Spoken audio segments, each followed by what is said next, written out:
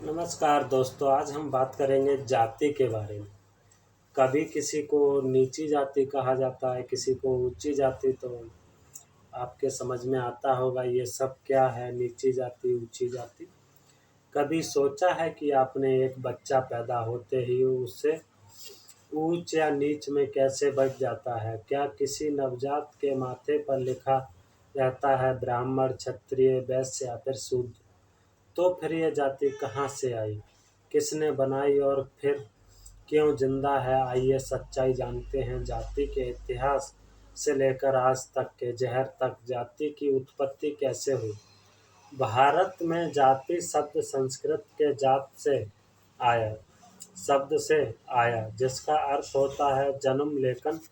लेकिन असल में व्यवस्था मनुस्मृति और कुछ पीड़ितों द्वारा पंडितों द्वारा बनाई गई, ताकि समाज में वर्ग में बांटकर सत्ता और सम्मान कुछ लोग तक सीमित किया जा सके।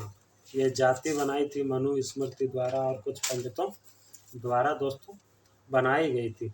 मनुस्मृति कहती है ब्राह्मण ब्रह्मा के मुख से पैदा हुए थे, और क्षत्रिय बाजुओं से, और वैश्य बने जांघों से, और शूद्र बने पैरों से। सोचिए, इंसानों को शरीर के अंगों से जोड़कर कुछ को सिर बना दिया और कुछ को पैर, और कहा गया कि ब्राह्मण पूज्य हैं, शूद्र सेवा के लिए पैदा हुआ है। और दोस्तों कहा गया कि ब्राह्मण जो है पूजनीय है, और शूद्र जो है पूजा के लिए पैदा हुआ है, सेवा के लिए पैदा हुआ है। क्या यह प्राकृतिक है? नहीं, ये साजिश थी।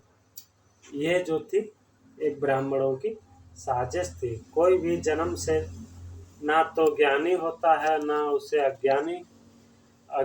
और लेकिन जाति व्यवस्था ने ज्ञान, मंदिर, शिक्षा और संस्थान सब कुछ ऊंची जातियों तक सीमित कर दिया है। जाति ने सब कुछ ऊंची नीची जातियों तक साबित कर दिया गया है। शूद्र वेद नहीं पढ़ सकता, और शूद्र मंदिर नहीं जा सकता, और शूद्र ने शास्त्र सुना तो कान में पिघला शीशा डाला जाएगा। ये सब बातें मनुस्मृति में लिखी हुई है। ना तो शूद्र वेद पढ़ सकता है, ना सुन सकता है, और सुनेगा उसके बाद में कान में पिघला कर कांच का शीशा डाल दिया जाएगा। सवाल ये नहीं है कि क्यों लिखा गया है, सवाल ये है कि हम आज क्यों मान रहे हैं। इतिहास गवाह है, ब्राह्मणवाद के नाम पर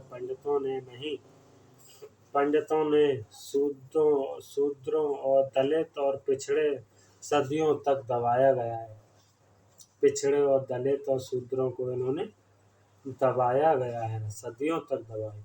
ये वही व्यवस्था थी जिसने डॉक्टर भीमराव अंबेडकर जैसे महापुरुष को स्कूल में पानी तक नहीं पीने दिया जाता था।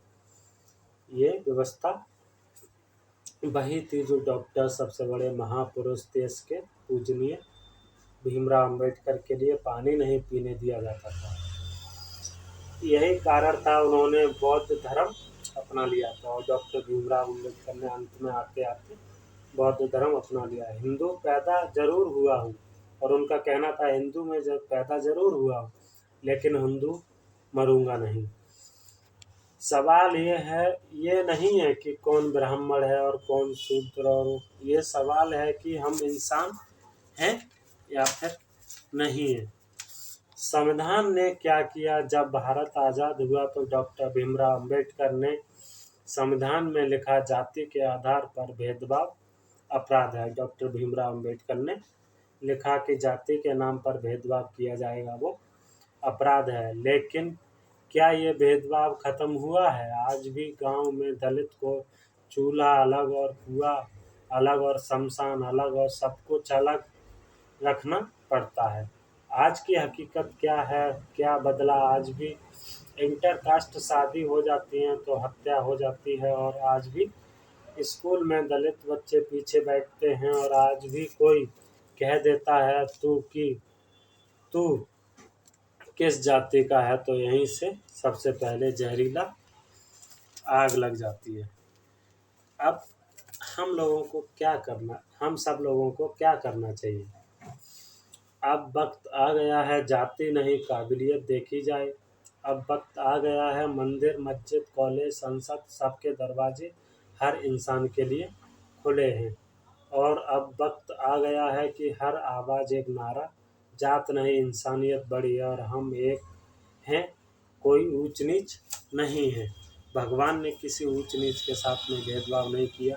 फिर हमारे समाज के लोग हमारे साथ क्यों भेदभाव करते हैं? नमस्कार, मिलेंगे अगली वीडियो में। जय हिंद।